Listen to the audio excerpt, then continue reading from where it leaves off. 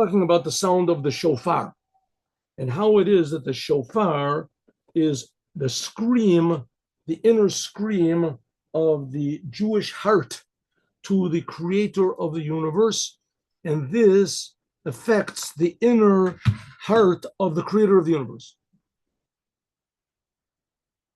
And again, what the Rebbe is trying to do over here is to convince us that God is infinitely higher and more distant than anything spiritual that we can possibly imagine. And at the same time, he's infinitely close to us. And what we do has an effect on him. That's the whole idea of Rosh Hashanah. That's why God created man. Rosh Hashanah is the anniversary, the birthday of man. Now, the first man was created on Rosh Hashanah, 5,786 years ago, in a couple days, at the time of this recording. And God created man so that man would fix up the world with the help of God. And in order to do this, he had to arouse the help of God, the creator. And this is the idea of us sounding the shofar, coming and God made man in such a way that he has free choice. And free choice depends on our heart. What our heart really desires. So usually our heart is the biggest enemy of Judaism. Lo toturu achrei levavechem, do not go after your heart. But the Rebbe is trying to tell us that the essence of the heart of every Jew is to God alone, to the Creator alone, to the Torah and the commandments alone. It's this love which is above understanding, above all logic. He's willing to lose everything because of this love. Give everything. And that's the sound, the scream of the shofar. Help me, God, to be in contact with my true essence, which is you. And that's what says that also, 1 second, here we go. Can we make this bigger? Yes, we can. It's hard to find this thing. 1 second, here we go. Oh. So it says, where are we? Here we go. So it says, this is even higher than what's called a tzaddik. Now, being a tzaddik, that's like the highest thing you can do in Judaism, right? Being a tzaddik. A tzaddik, ideally, is a person that all he does, says, thinks, feels, is that he's being created for a purpose, that God is creating me, and I'm here for a purpose every single instant of his life. And he embodies that purpose. Rabbi Shimon Bar Yochai was an example. King David was an example. Moshiach will be the example. And Moshiach will arouse this in everyone. That's a tzaddik. Can there be something higher than that? He says, yes, a Baal Tshuva. A Baal Tshuva, it says this, that the tzaddikim gomorim, even total, complete tzaddikim like Rabbi Shimon Bar Yochai cannot stand in a place where a tzaddik stands, where a Baal Tshuva stands. There's a story, it's a long story, but I'll make the story very short, that someone was convinced to come to the Rebbe, and this person wanted to get married to a non-Jewish, a Gentile girl. And the Rebbe said that I envy you. And, he didn't want to understand what the Rebbe was talking about. So he said, I envy you because the Rebbe said, I never had a test like that. That I had a desire to marry a non-Jewish girl. But undoubtedly, it's a very powerful, terrible test, because obviously you want to get married to this girl because you love her and your personalities match, and everything. You found finally somebody that you understands you, and to not marry her only because she's not Jewish, to sacrifice everything just because God said not to marry her. Who says God even exists? And you're willing to sacrifice everything for that? So this is a tremendous test. The Rebbe said, I envy you. I've never been in such a test before. I've never been tested to see if I really genuinely love God or not. He says that's what it means, that a Baal Tshuva, a person that is put into a test like this, and he overcomes his own nature, is some way higher than what a tzaddik is. And that's signified by the screaming of the shofar, the screaming of the essence of the soul, which is above understanding. It's above any words. For instance, let's say tzaddikim, when they were in heaven, the soul, The soul, when the soul was in heaven before it came to the world, as all the Jews were tzaddikim. All we felt was God. The soul, before it comes into the world, as it feels God all the time. There's no urge to do sins. There's no opportunity to do sins. You got any bad friends, or you get depressed. In heaven, the soul is pure godliness, pure gratitude to the Creator. You feel, I'm just a miracle that I'm here. The souls were getting pleasure from what's called the ray of God's presence, is Shekhinah. This is like being a tzaddik. That their service is understanding, not living in the physical, temporal, visceral world, but in the world of what's right and what's wrong. Like it says, Da'at Elokei, you should know God. But afterwards, when the soul comes into the world in a physical body and an animal soul, then it can become the level of what's called a Baal Tshuva. One second.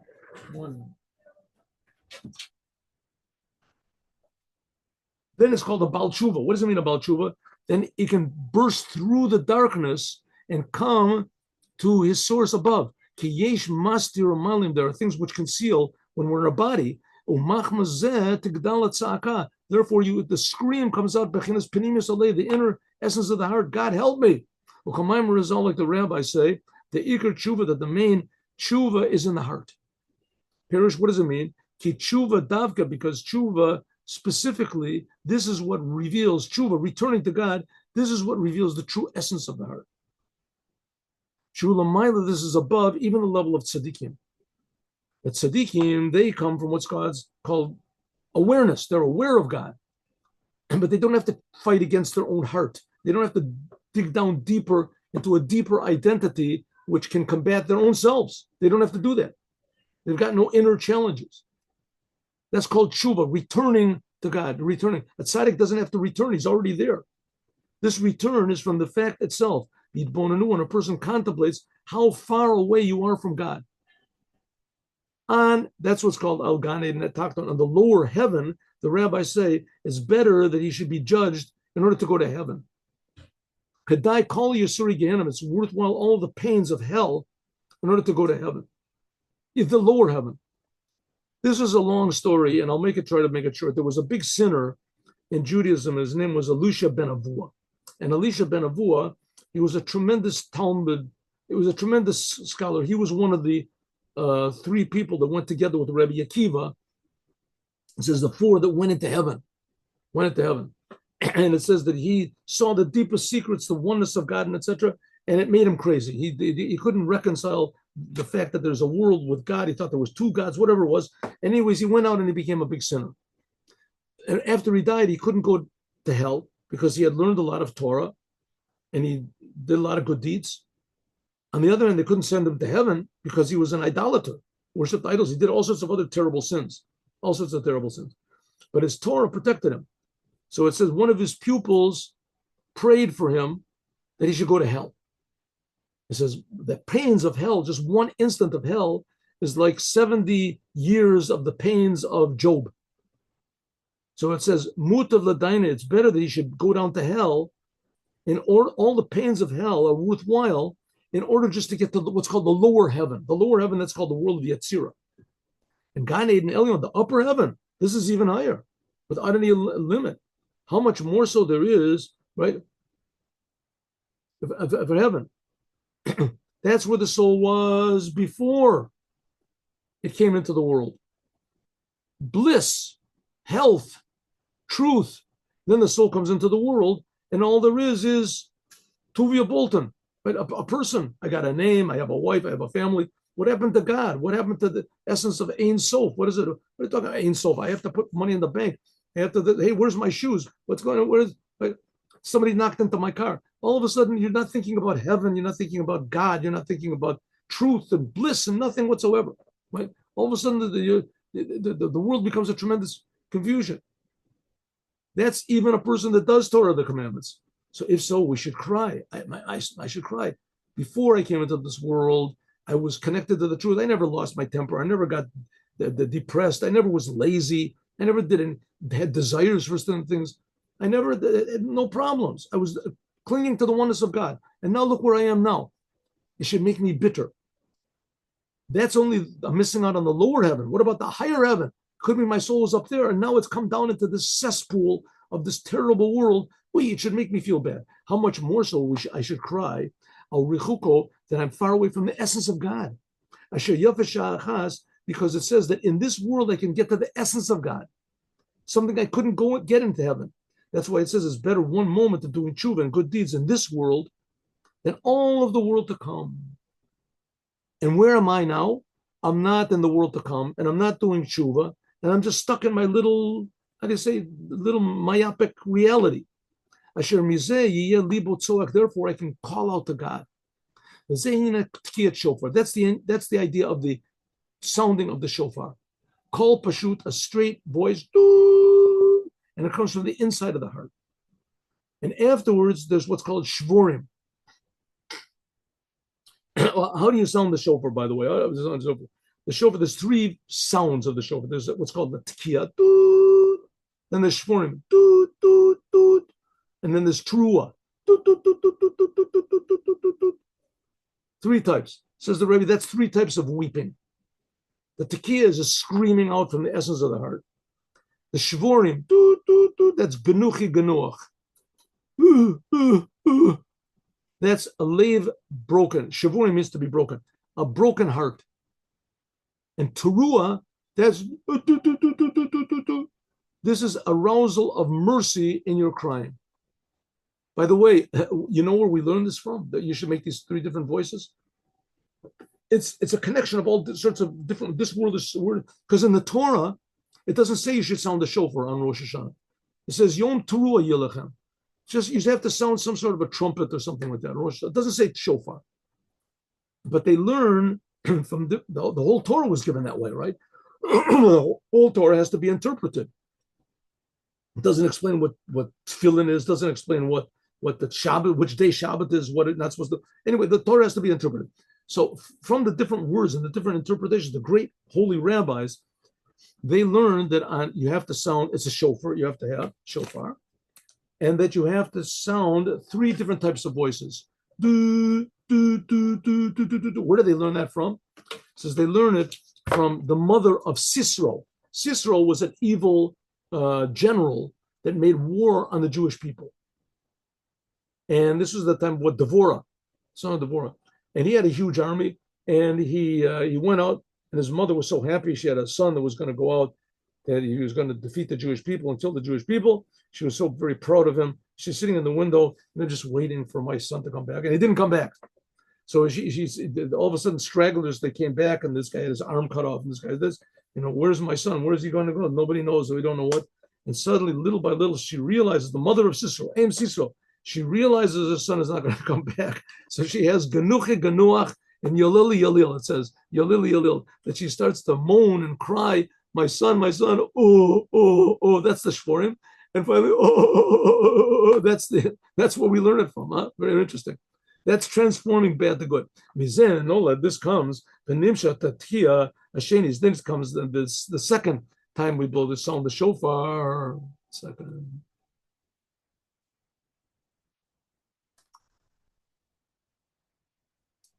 That's the Hiskalus Rotzon Elyon. This reveals God's will from above.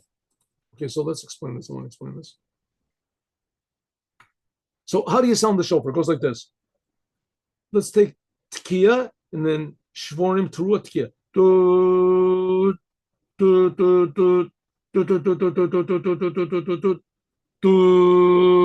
So there's a Tkiya in the beginning and a Tkiya in the end. Straight voice in the beginning. Then in the middle. And after that, and then and you do that three times. Okay, but there's a straight voice in the beginning and a straight voice in the end. The straight voice in the Tekiah, that's us calling up to God from the essence of our soul. And the second one is Hidgalut Rasim, drawing down God from above. Because God, Nikra, is called Sur Levavi. God is called the bundle of my heart. The word Sur also means the rock of my heart. Sur Levavi. Vagam also of my heart. Vagam can also Levavi of my hearts. That's where the word Levavi is plural. The mashma, this implies two hearts. The external and the inside of the heart. Al derech, much like we said before, the chitzoniyat alev, the external heart, ulamata, this is below intelligence. We talked about this before. This is below, how do you say, the intellect. Like it says, b'chachma yisod oretz, with wisdom. That's usually a human being, right? A human being, his mind can rule over his emotions. That's all these self-help programs. There's thousands of self-help programs that there are, right? And some of them are very questionable if there are, but nevertheless, people know that their hearts, if not directed properly, can take you astray. You become a bad salesman, you become a bad businessman, you become a bad father, because your heart takes over. You get angry, you get depressed, and you get discouraged. You get because your heart, right? So you take a course, how to win friends and influence people, and you don't have any friends. Why? Because you're a terrible person. You don't listen to other people. You don't care about other people. So your mind rules over your heart, right? Have a little patience. I don't want to have patience. Have a little patience. There's all these hundreds of systems of that. Maybe it could be one of the most effective is what's called Stoicism. You ever heard of this? Marcus Aurelius, how your mind can rule over your heart. Your mind rules over your heart, so that you become a good scientist and a good businessman. That your mind rules over your heart, that controls you. That's what's called the external part of your heart. But the inside of the heart, that rules over the brain. Sometimes for not good. Right? A person has a tremendous desire for something. Very common case, right? That a man leaves his wife for some, beautiful woman, whatever it is, and he leaves his wife, he leaves his family, leaves everything, wrecks everything up for some lady of questionable repute. But he doesn't care. He is enamored of this woman. People get addicted to gambling. They lose everything. They just can't stop. Their heart takes over their mind. It takes over their mind. It says, but it's possible that your mind can rule over your heart. It's possible. But there's one example in Judaism that the heart is good that rules over the mind. And that is your connection to God. A Jew's connection to God is the essence, is above in the understanding. And we find through the generations, unfortunately, thousands, tens of thousands, hundreds of thousands, millions of Jews were willing to give their lives and not to be separated from their Judaism. Even the most simple Jews, non-religious Jews, were willing to give their lives not to deny their Judaism. Why is this? No explanation. There's absolutely no explanation.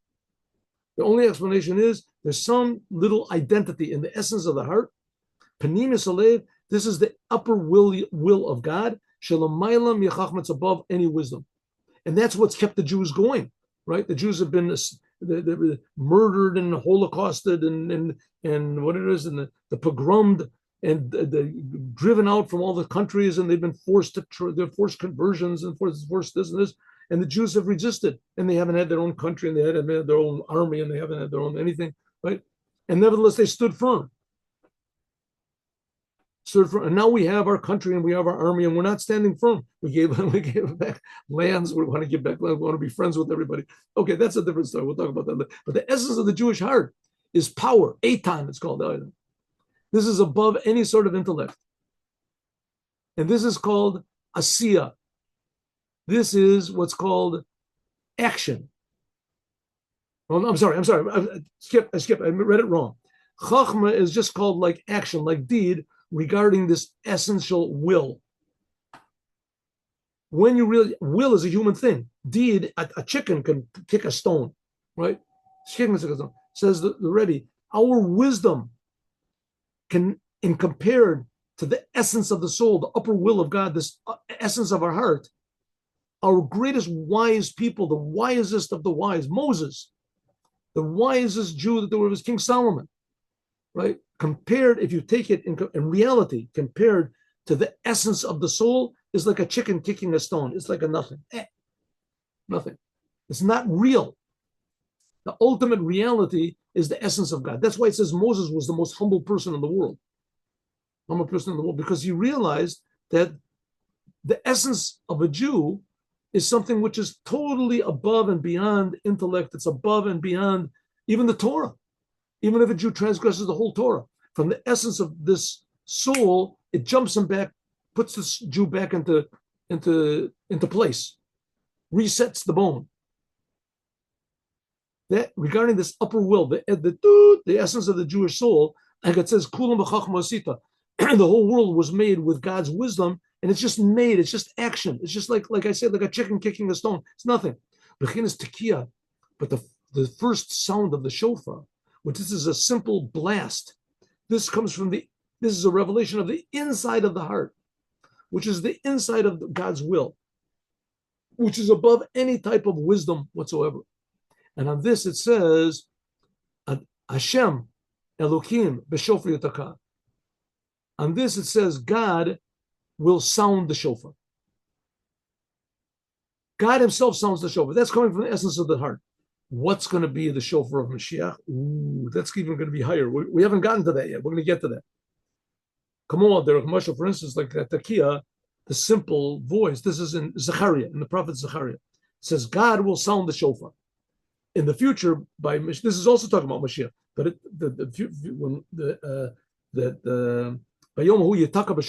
that's a sentence in Isaiah. It says that's talking about something even higher, a deeper shofar. We'll get to that. This, we're talking about that God sounds the shofar. This is a voice which is a simple voice which comes from the inside of the heart. That's what it means, God sounds the shofar. All of a sudden, all the Jews, they wake up. Their true identity wakes up. So it is this level of drawing down God's upper will. This is above any letters. This is above any speech, above any intellect, above even wisdom, because the Torah, that's only God's wisdom. It comes from Chachma.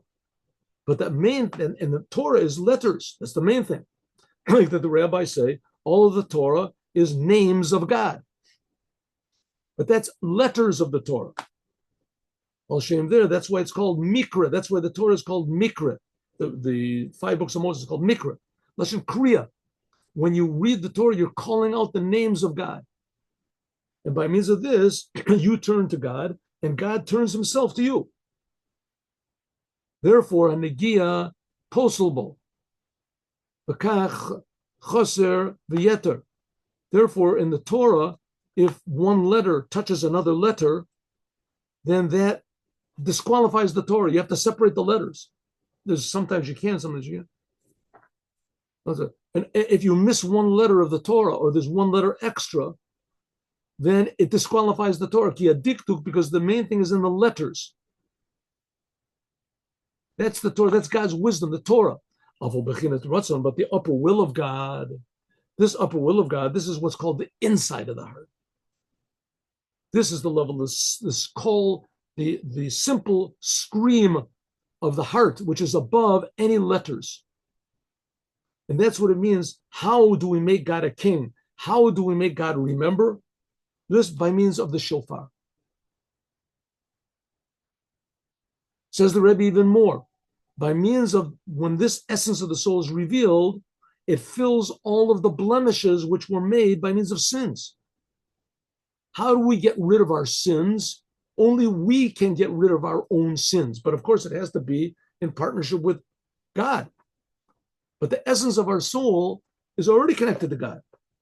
But we didn't listen to the essence of our soul. That's why we did all these sins. That's why we did bad things. But it's the shofar arouses the essence of the soul, and that wipes out all the sins. First of all, how can it wipe out all the sins? Because we have an excuse, right? We were ignorant. We didn't know, right? Your Honor, I didn't know that in England you drive on the left side of the street. I didn't know. The judge can say, okay, if you didn't know, then 1 second. What do you mean you didn't know? You were born in England. You got a driver's license in English. Yes, you're right, Your Honor, you're right. But that was a long time ago, right? Now I'm 90 years old now. I got my driver's license. This was like 70 years ago, and I only drove for 1 week. I forgot. The judge will say, okay, same thing. The Jewish person sins. It says, God will say, hey, you did all sorts of sins. I didn't know. So what do you mean you didn't know? You learned in yeshiva. You know better. I learned in yeshiva a long time ago. Your Honor, that was a month ago. I forgot all that, right? I forgot. Judge will say, okay, So, because now, true, you learned in the yeshiva, but you didn't feel the essence of your soul. And that's a good excuse. Therefore, when you sound the shofar, it wipes away all the sins, all of the blemishes which are in the 248 limbs and the 365 negative commandments. That comes from God's wisdom. And the shofar, this draws down the inner will of God. This wipes away all of the sins. It reveals a whole new level of godliness, which a new light, which yeter seit yeter oz, like a nar, like a river. If it dries up, you just dig into the source a little deeper, and that's what the shofar does. It gets to the source of the Jewish soul, as we'll talk about more, God willing, tomorrow.